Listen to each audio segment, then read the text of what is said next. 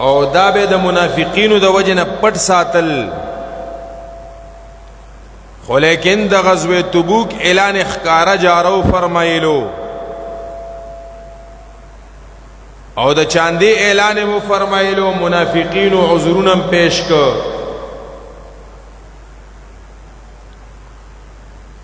او بیا د منافقینو د دغه عذرونو په وجہ بیا ورپسې منافقینو د غریبانانو صحابو رضوان الله علیهم اجمعین پس بخنداګانې او ټوکې کولی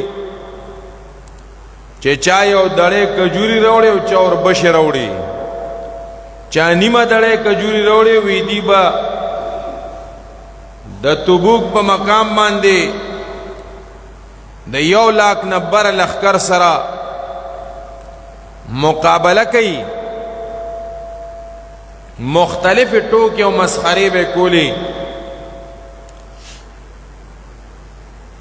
آقای دو عالم صلی الله علیه و آله وسلم مبارک پدې باندې بخپه کېده، خو لیکن پدې موقع باندې د تبوک طرف ته د تشریف مبارک وړلو کلاو اعلان فرمایلو.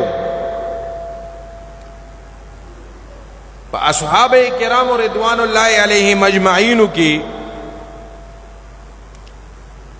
چې کم معذور یا بوډاګانو یا